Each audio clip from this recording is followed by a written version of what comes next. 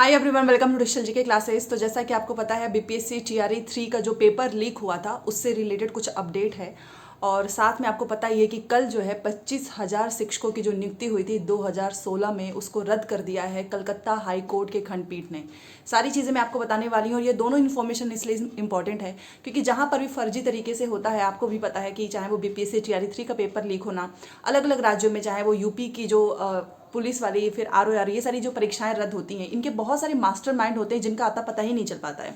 सबसे पहले तो मैं टीआरई 3 का बताऊंगी और इसके पहले एक चीज़ बोलना चाहूँगी कि अगर आप तैयारी कर रहे हैं तो जून में पेपर है, ये जो समय है आपका, इसको यूटिलाइज करें। और कुछ लोग बोलते हैं कि आप अपनी क्लास के बारे में जो है बताती हैं बट वो मिलता नहीं, तो आप प्लेलिस्ट में जाकर देखा करें। बीपीएससी टीआरई जीएस की जो क्लासेस होती हैं ना, उसकी प्लेलिस्ट में ऐड कर देती, प्लेलिस्ट में। तो आप जैसे ही मेरे चैनल पे जाएंगे, प्लेलिस्ट खोलेंगे तो वहाँ पर आपको 1 बाय 1 सारी क्लासेस मिलेंगी। तो वो 5 बजे होता है और डेली 1 बजे हमारी सीटेट की क्लास होती है। तो वीडियो छोटी सी ही है बट आप लोग पूछते भी हैं क्योंकि जानते ही हैं कि जब तक बीपीएससी टीआरई 3 के जो मुख्य आरोपी है वो नहीं पकड़े जाएंगे तो ये कह पाना मुश्किल है कि आगे की जो परीक्षा होगी उसमें कितनी ट्रांसपेरेंसी होगी और वो कितना सही तरीके से होगा। और हर एक स्टूडेंट्स जो भी टीआरई 3 में शामिल था, वो सब यही चाहते हैं कि जो भी इसमें जो मेन है, जो लोग ये काम कराते हैं, उनका जो है पर्दाफाश होना चाहिए, वो जो है सामने आना चाहिए। तो आपको पता ही है कि अभी टीआरई 3 का जो है हाल फिलहाल में ईओयू ने बहुत ही अच्छा काम किया है और शायद ईओयू के ही वजह से आपकी परीक्षा भी रद्द हुई। और इन्होंने जो मुख्य आरोपी तो नहीं मिले हैं बट जो भी इसमें शामिल थे 5 लोग, इसके पहले तो बहुत सारे लोग पकड़े ही गए थे। आपने देखा था वो जो विशाल नाम का एक था जो सब कुछ कलकत्ता जो आई था, हाँ, प्रिंटिंग प्रेस, वहाँ से जो कनेक्शन बना के वहाँ से जो उसने पेन ड्राइव में सारे क्वेश्चंस पेपर लिए, ये तो मामला था ही। बट ये 5 लोग मेन थे क्योंकि ये इनका भी कनेक्शन बहुत सारे लोगों से है। और ये जब उज्जैन में गए थे, अपना नाम बदल के रह रहे थे, महाकाल जी का दर्शन करने गए थे, उसके बाद से जब उनको वहाँ से जो है ईओयू ने रिमांड पर जो है पटना लेकर आए तो कल उनकी पेशी हुई।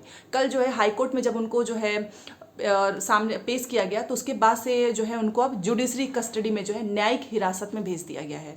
अब वहाँ पे वो कुछ दिन रहेंगे, उसके बाद से फिर से जो है जब वो रिमांड पे लेंगे देन उसके बाद से जब ईओयू जो है उनसे पूछताछ करेगी तब जाकर सारी चीज़ें सामने आएंगी।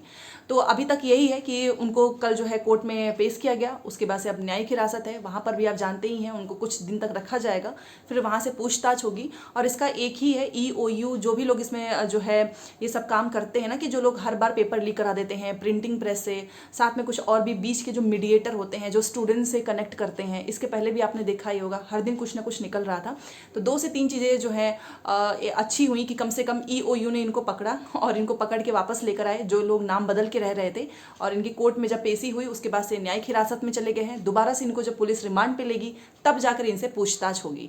ठीक है, तो इसमें कुछ दिन का समय लग सकता है, 15 से 20 दिन में तो आई थिंक ये लोग न्यायिक हिरासत में ही रहेंगे। उसके बाद से इनसे पूछताछ होगी ईओयू के द्वारा।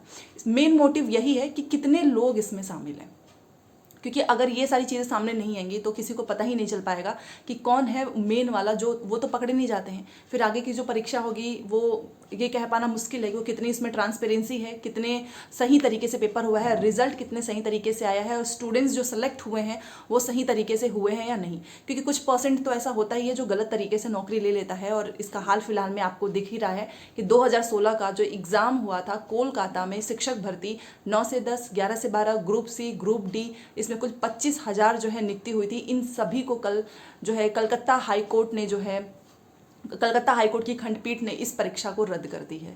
और वहीं पे इसमें जो लोग जो है समय सीमा समाप्त होने के बाद जो लोग जो है नियुक्ति कर रहे थे, नौकरी कर रहे थे, उनको तो ये भी बोला गया है भाई कि तुम 12% इंटरेस्ट के साथ जो है पूरी सैलरी आपको वापस करनी है 4 हफ्तों के भीतर।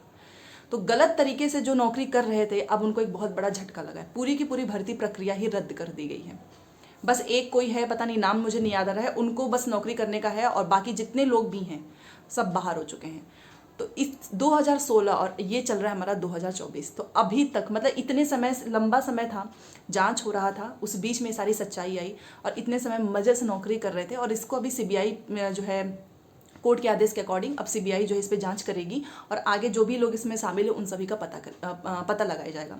बट ये जो स्टूडेंट्स थे, आपको पता ही कि जिनको बाहर किया गया, ये फर्जी तरीके से ही शामिल हुए थे, चाहे वो ग्रुप सी वाले हों, चाहे डी वाले हों, चाहे 9 से 10, चाहे 11 से 12। तो ये 25,000 2016 की परीक्षा को कल जो है कलकत्ता हाईकोर्ट की खंडपीठ ने रद्द किया है। तो ये हाल चल रहा है। और जो सच में जो जिन्हें नौकरी की ज़रूरत है, जो दिन रात मेहनत करते हैं, नौकरी उनको मिलती नहीं है। बाकी फर्जी लोग जो हैं आके इसमें शामिल हो जाते हैं। बट ये इतने साल तक जो है चेकिंग हुई, उसमें कुछ तो ऐसे भी लोग होंगे जो बेचारे बाहर हो गए, ओवर एज भी हो गए होंगे, अभी भी भटक रहे होंगे एक नौकरी की तलाश में। क्योंकि हर जगह का यही है, पता नहीं क्यों पेपर ही लीक हो जाते हैं और जो उसमें कुछ लोगों का अता पता नहीं चल पाता है। कुछ लोग आराम से नौकरी करते हैं और कुछ लोग जो हैं ऐसे ही परेशान होते हैं कि भाई कहीं तो कुछ मिल जाए, जो मेहनत से पढ़ते हैं। ठीक है, तो ये आपने देखा, और ये बस एक राज्य का नहीं है। और जो बीपीएससी टीआरई 3 में जो पकड़े गए हैं ना, इनका और भी राज्यों से कनेक्शन है। ये हैं तो बिहार के मूल निवासी, बट पटना के रहने वाले हैं कुछ इसमें से। जैसे कि ये झारखंड हो गया आपका, उड़ीसा हो गया, बिहार हो गया, यूपी हो गया, मध्य प्रदेश, यहाँ पर भी इनके कनेक्शन जुड़े हुए हैं। और जो अभी रिसेंटली एग्ज़ाम यूपी में हुआ था, उसमें भी इनका जो है कुछ लिंक है। तो ये दोनों चीज़ों से आप समझ सकते हो कि आने वाले समय में बस पढ़ाई ही नहीं, ये सारी चीज़ें भी जो है सबको देख के चलना होगा और आवाज़ भी उठाना चाहिए। क्योंकि कई बार ऐसा होता है कि जब लीक होता है, ज़्यादा यूनिटी नहीं रहती है, उस वजह से भी परीक्षा रद्द नहीं हो पाती है।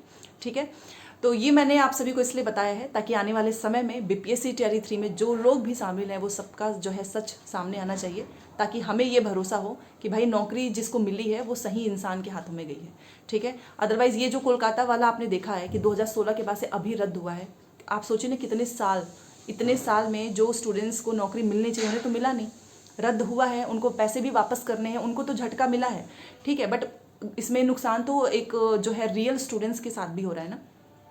तो आप लोगों ने न्यूज़पेपर तो देखा ही होगा, ये कल से काफ़ी ट्रेंड भी कर रहा था कि जब ये पूरी भर्ती प्रक्रिया को रद्द करके और पैसा वापस लौटाने के लिए कहा गया है 4 हफ्तों के भीतर, और इसकी जिम्मेदारी दी गई है जो भी यहाँ के जिलाधिकारी हैं कि आप सभी को उनसे पैसे वापस लेने हैं, वो भी 12% इंटरेस्ट के साथ। ठीक है, तो ये एक छोटी सी वीडियो थी। तो चलिए मिलते हैं 1 बजे सीटेट की क्लास में, और बीपीएससी की जो है 5 बजे जीएस की क्लास है। बाकी जो भी चीज़ें होंगी मैं आपको बता दूंगी। मिलते हैं नेक्स्ट क्लास में। Thanks for watching. और हाँ, जो बीपीएससी टीआरई 3 का है, मैं बस ये बोलना चाहूँगी कि जून में पेपर है, तो जून को अपना टारगेट बनाकर पहले से ही अपना जो भी प्रीवियस ईयर क्वेश्चन करना है, जो भी आपको किताबें पढ़नी है, पहले से करके रिविजन करते रहो, क्योंकि पेपर का लेवल अच्छा खासा होने वाला है। और जो लोग मेरे से पूछते हैं कि हम उस दिन पेपर नहीं देने जा पाए थे, तो क्या अब जा सकते हैं? ऑब्वियस सी बात है, एडमिट कार्ड वैसे भी नए सिरे से आने वाला है। ठीक है, तो चलिए मिलते हैं नेक्स्ट क्लास में। Thanks for watching.